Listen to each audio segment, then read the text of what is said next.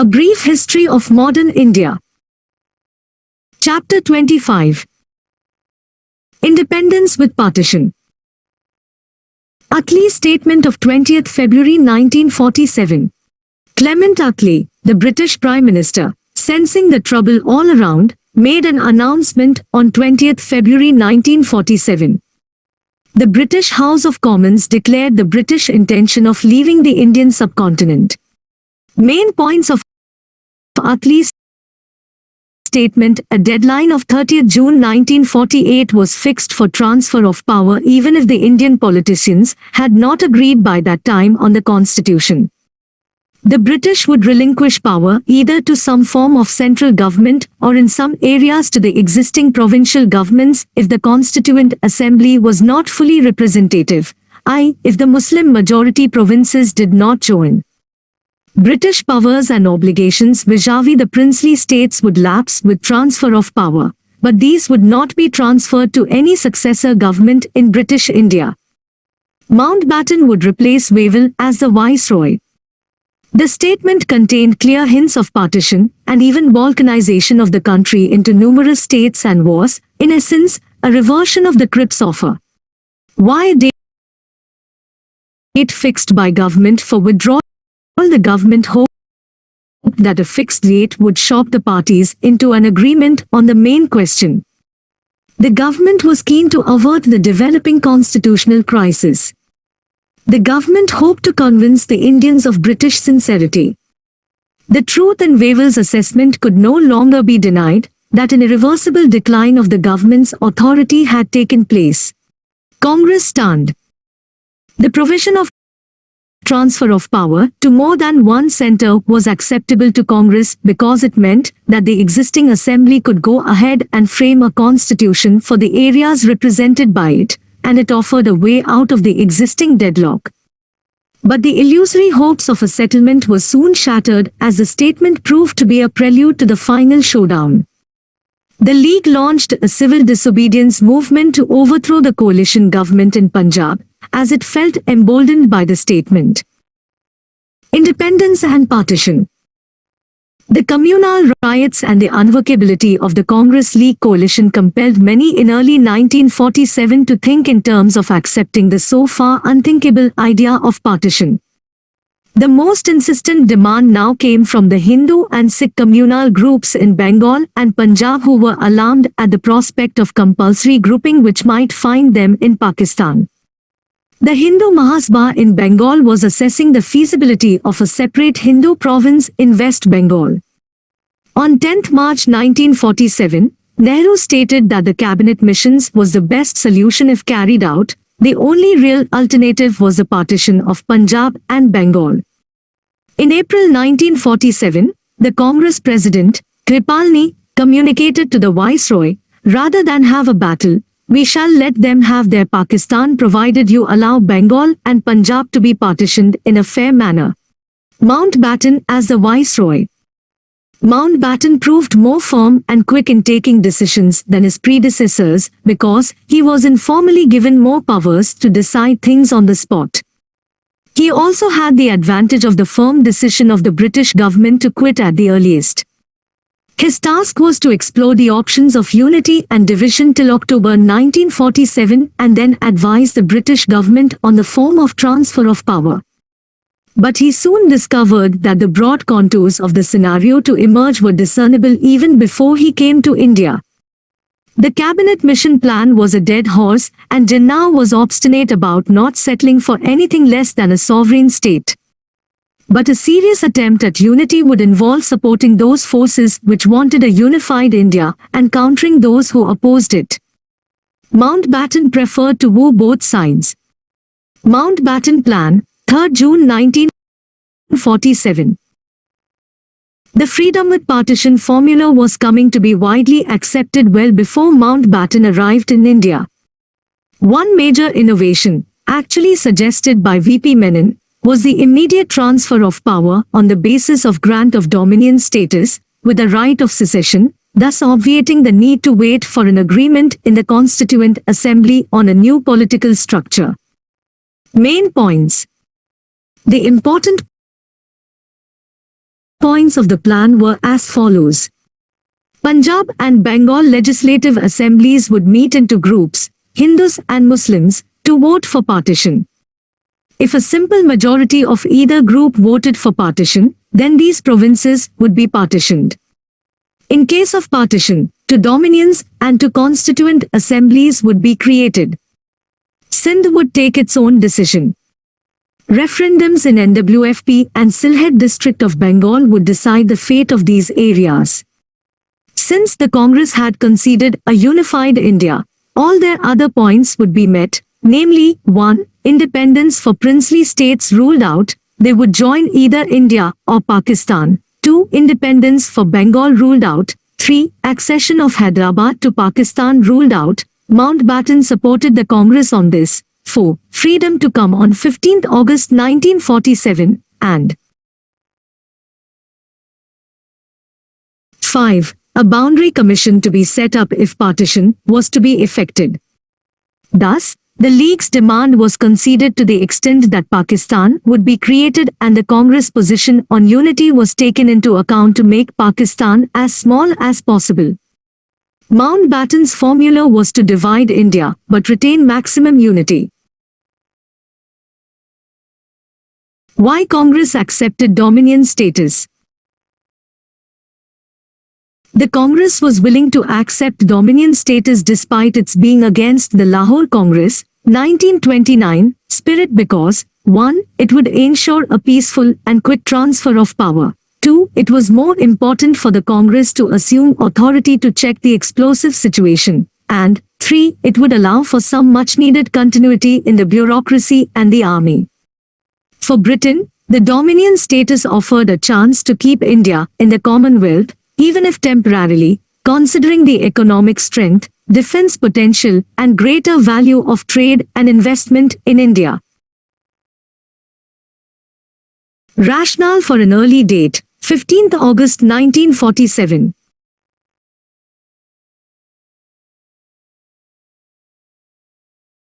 Britain wanted to secure Congress agreement to the dominion status. At the same time, the British could escape the responsibility for the communal situation. The plan was put into effect without the slightest delay. The legislative assemblies of Bengal and Punjab decided in favor of partition of these two provinces. Thus, East Bengal and West Punjab joined Pakistan, West Bengal and East Punjab remained with the Indian Union. The referendum in Sylhet resulted in the incorporation of that district in East Bengal. Two boundary commissions, one in respect of each province, were constituted to demarcate the boundaries of the new provinces. The referendum in NWFP decided in favor of Pakistan, the Provincial Congress refraining from the referendum. Baluchistan and Sindh threw in their lot with Pakistan. View there is, however, no basis for the claim that the civil disobedience movement directly led to independence. The campaigns of Gandhi came to an ignoble end about 14 years before India achieved independence. During the First World War, the Indian revolutionaries sought to take advantage of German help in the shape of war materials to free the country by armed revolt. But the attempt did not succeed. During the Second World War, Subhas Bose followed the same method and created the INA.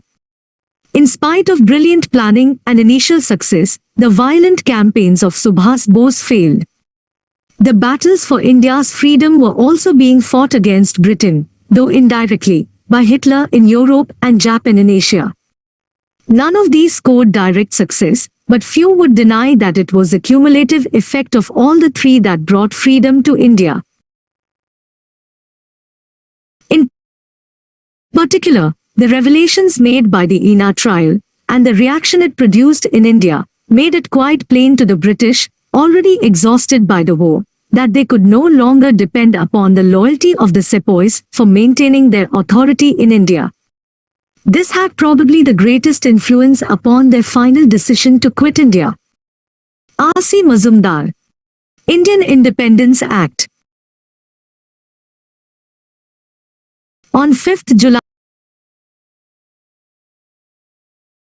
1947, the British Parliament passed the Indian Independence Act, which was based on the Mountbatten Plan, and the Act got royal assent on 18 June 1947. The Act was implemented on 15 August 1947. The Act provided for the creation of two independent dominions of India and Pakistan with effect from 15 August 1947. Each dominion was to have a Governor-General to be responsible for the effective operation of the Act. The Constituent Assembly of each new dominion was to exercise the powers of the legislature of that dominion, and the existing Central Legislative Assembly and the Council of States were to be automatically dissolved. For the transitional period, i.e., till a new constitution was adopted by each dominion, the governments of the two dominions were to be carried on in accordance with the Government of India Act, 1935. As per the provisions of the Indian Independence Act, 1947, Pakistan became independent on 14 August while India got its freedom on 15 August 1947. Plan Balkan. Between March and May of 1947, Mountbatten decided that the Cabinet Mission Plan had become untenable and formulated an alternative plan. This plan envisaged the transfer of power to separate provinces or to a confederation, if formed before the transfer, with Punjab and Bengal given the option to vote for partition of their provinces. The various units thus formed along with the princely states, rendered independent by lapse of paramountcy, would have the option of joining India or Pakistan or remaining separate. The plan was quickly abandoned after Nehru reacted violently to it. Problems of early withdrawal.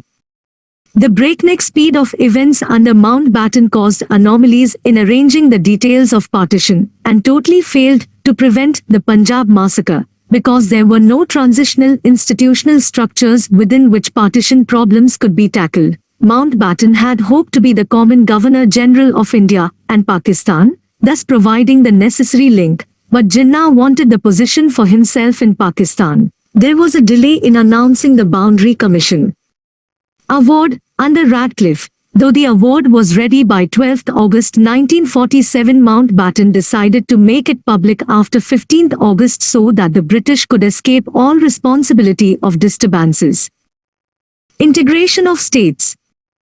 During 1946 to 1947, there was a new upsurge of the state people's movement demanding political rights and elective representation in the Constituent Assembly. Nehru presided over the All India State People's Conference sessions in Udaipur, 1945, and Gwalior, April 1947. He declared that the states refusing to join the Constituent Assembly would be treated as hostile. In July 1947, Vallabhbhai Patel took charge of the new States Department.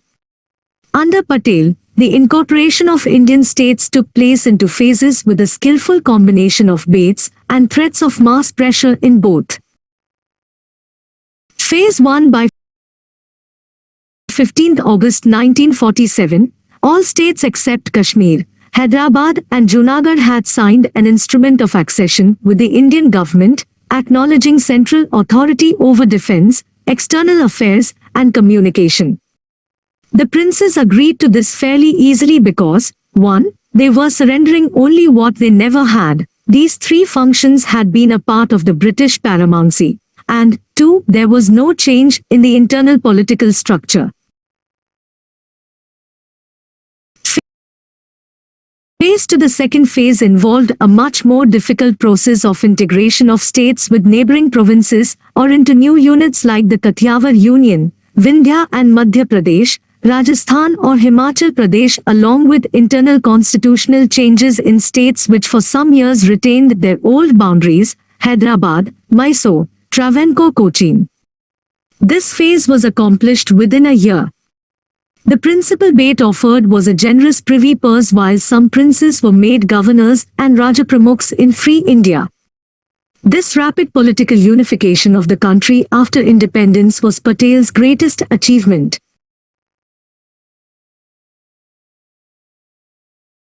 Inevitability of partition.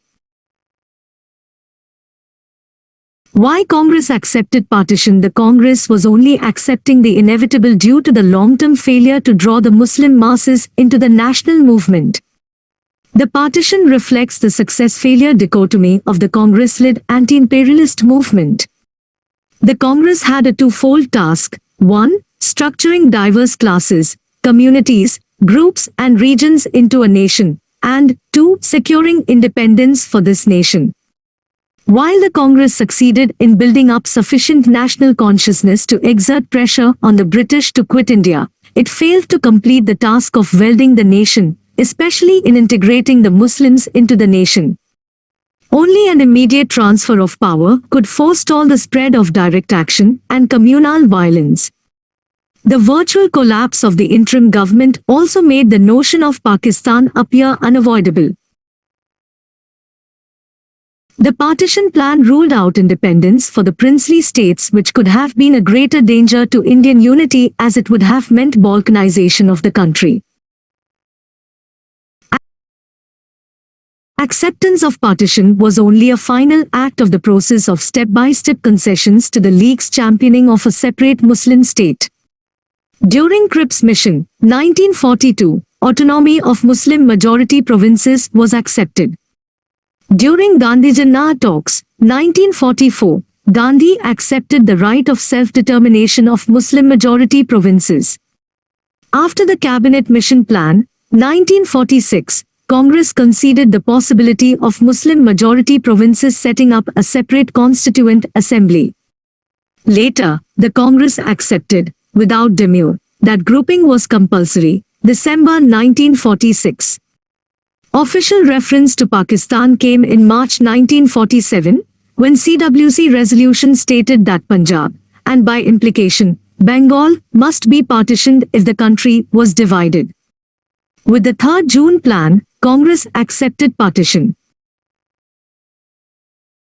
While loudly asserting the sovereignty of the Constituent Assembly, the Congress quietly accepted compulsory grouping and accepted the partition most of all because it could not stop the communal riots.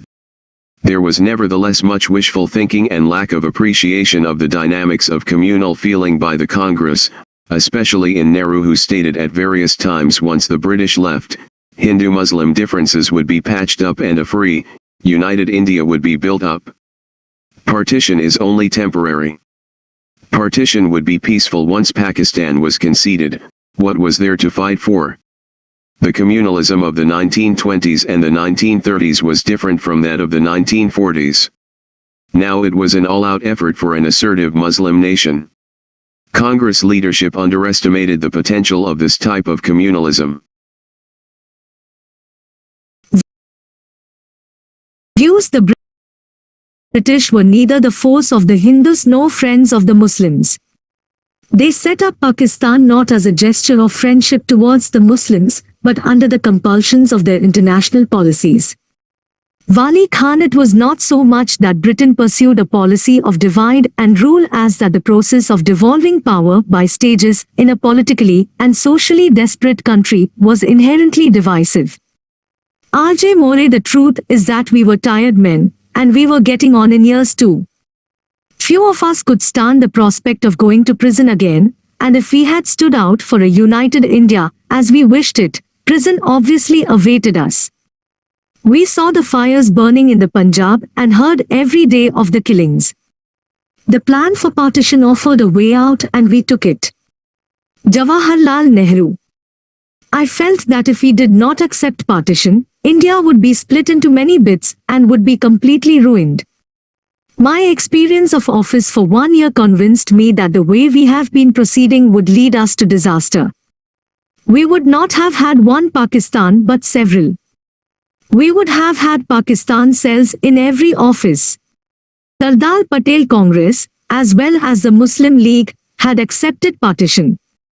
The real position was, however, completely different. The acceptance was only in a resolution of the AICC of the Congress and on the register of the Muslim League. The people of India had not accepted partition with free and open minds. Some had accepted it out of sheer anger and resentment, and others out of a sense of despair. Maulana Azad: Gandhi's helplessness. Gandhi felt helpless because there had been a communalization of the people. He had no option but to accept partition because the people wanted it. How could there be a movement to fight communalism involving a communalized people? He asked the congressmen, however, not to accept it in their hearts. View I alone with the help of my secretary and my typewriter won Pakistan for the Muslims. M.A. Jinnah. Summary Attlee Statement, 20th February 1947, 30th June 1948 as deadline for transfer of power. Power may be transferred to one center or in some areas to existing provincial governments. Mountbatten Plan 3rd June 1947 Punjab and Bengal assemblies to take decision on partition.